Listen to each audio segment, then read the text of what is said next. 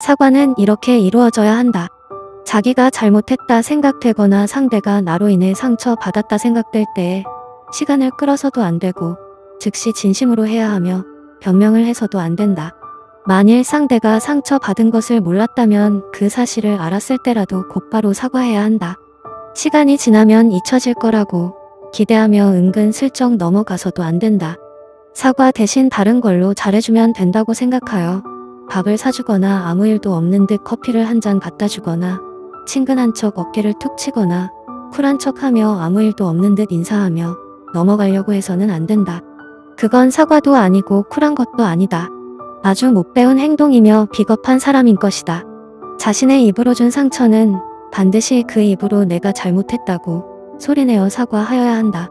자신이 의도하지 않았다고 해도 당신이 상처를 준 사람이 있다면 꼭 사과를 해야 한다.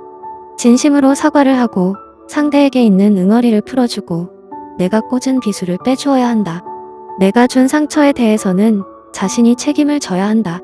사과하는 행위는 거의 모든 상처를 아물게 할 수 있고 관계 회복도 할 수 있다. 수근수근 하는 혀의 칼로 상대의 살을 베며 흘기는 눈의 창으로 상대를 찔렀던 큰 상처로 상대방이 괴로운 시간을 보내고 있다면 그 사실을 아는 즉시 진심으로 미안한 마음을 표현하는 것이 사람의 도리가 아니겠는가. 진심이 담긴 사과는 상처를 아물게 한다.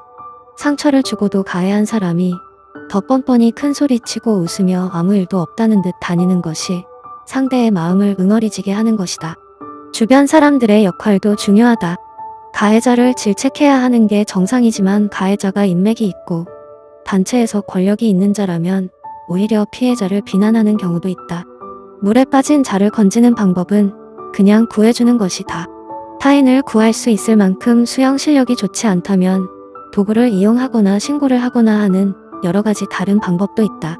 하지만 신앙적으로는 많은 사람들이 물에 빠진 사람을 지켜보며 네가 왜 빠졌는지 생각해 보라고 하거나 빠진 이유가 너에게도 분명 있을 거라고 말하거나 웃으며 마치 본인은 다 안다는 듯 좀 더 신앙이 성장해 봐야 된다는 식으로 말하거나 건져주기는커녕 수영하는 방법을 설명하며 이렇게 해라 저렇게 해라 가르치며 자기는 마치 수영을 잘하는 듯이 설명하는 자들이 많다. 그것은 상대의 아픔의 틈을 이용해서 위로한답시고 자신의 짧은 지식을 뽐내고자 하는 교만하고 악한 마음이다. 진심으로 상대의 아픔을 감싸주고 싶다면 가르치려 들겠는가? 그런 자들은 차라리 그냥 가만히 있는 자들보다 더 못하다. 그들도 물론 물에 빠진 자가 안타까워서 뱉은 말일 수는 있으나 어설픈 충고는 하지 않는 것이 좋다. 위로는 많은 말이 필요한 것이 아니다. 진심으로 공감해준다면 많이 힘들었겠다라는 단 한마디가 더 큰 위로가 된다. 말에 능하지 못하다면 말 없이 손 한번 잡아주는 것이 큰 위로가 되고 효과적이다. 구조는 입으로 하는 것이 아니다. 상대방의 마음은 말이 없어도 눈빛으로도 알 수 있다. 차라리 입을 닫는 것이 2차 가해를 하지 않는 것이다. 오래된 상처는 한 번의 사과로 녹지 않을 것이다.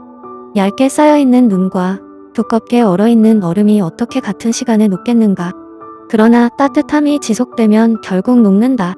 큰 상처를 주고 어찌 한 번의 사과로 끝내려고 하는가?